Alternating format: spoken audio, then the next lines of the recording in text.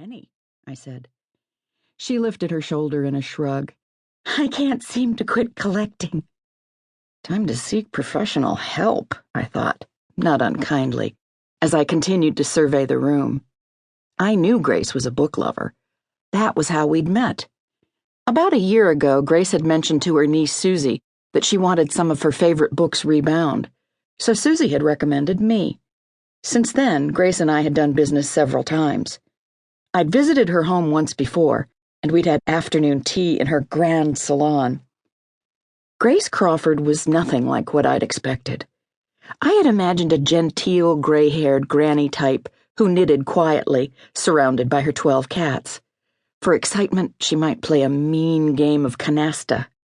Instead, Grace was down-to-earth and fun. A ball of energy, she was petite like Susie and wore her dark brown hair cut in a sassy bob. She favored bright, loose clothing, long dresses and flowing tops that billowed dramatically when she walked into a room. The first time I met her, I'd had the instant impression of a colorful tropical bird in perpetual motion. I liked her.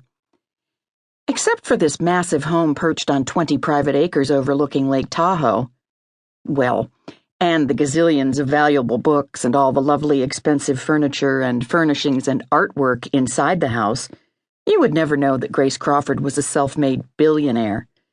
She had amassed a fortune in the computer games industry and was recognized among her family and friends, and most of the world at large, as the original geeky game girl. In personality and demeanor, she was the oddest blend of old-world elegance, laid-back 60s cool, and nerdy earnestness. I liked all those aspects of her. And Grace's quirky sensibilities, such as putting a suit of armor in the powder room, or serving bite-sized Twinkies next to the delicate cucumber sandwiches at afternoon tea, never failed to make me smile. Plus, she'd given me a lot of business lately. I liked that about her, too, naturally. Vinny had often referred to Grace as a book hoarder, but I'd dealt with a true hoarder recently and couldn't agree with Vinny's assessment. When I walked through the rooms of Grace's home, I didn't get the same closed-in, claustrophobic, unstable feeling that I'd felt inside the hoarder's house. Grace was an unconventional collector, for sure, but a hoarder?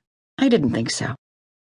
But now, seeing this room, this library suite in which I would be living for the next 7 days, I was beginning to think twice. Still, the room was beautifully furnished, large and most of all, clean. There was no scent of mustiness either. A hint of mustiness could be charming in a hole-in-the-wall used bookstore on Green Street in San Francisco, but not in a bedroom in which I would be sleeping for a week. So here I was, in a clean, charming bedroom, with lots of books and even a small couch on which I could relax in quiet comfort. Why am I complaining? I wondered. And right then and there I made a decision to be grateful and enjoy this room with all its books and nooks and crannies and quirkiness. When Grace had called to invite me to her birthday party, she'd asked if I wouldn't mind doing some bookbinding work while I was here. I had immediately agreed and had packed my travel set of tools and repair supplies. I was always happier when I was busy with books. Grace not only wanted some repairs made, but had also asked me to check out and oversee the library archivist she'd hired recently to catalog her extensive collection of books.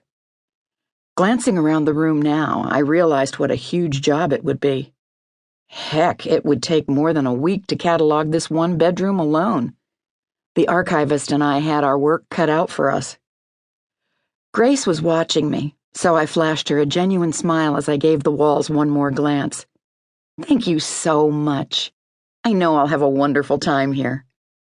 She seemed pleased as she nudged her glasses up her nose. Now the library is just down the hall, so you can come and go without disturbing anyone else in the house. Most of the other guests are in the second and third floor bedrooms, but I didn't think you'd mind being on the first floor. I was determined to ease her worries. I don't mind at all. This couldn't be better. You know me. Can't get enough books, right? She laughed, a sweet, trilling sound, completely incongruous with her geek dynamo personality, but charming. I'll let you get settled, and I'll tell you what I've told everyone else. I want you to feel free to explore the whole house.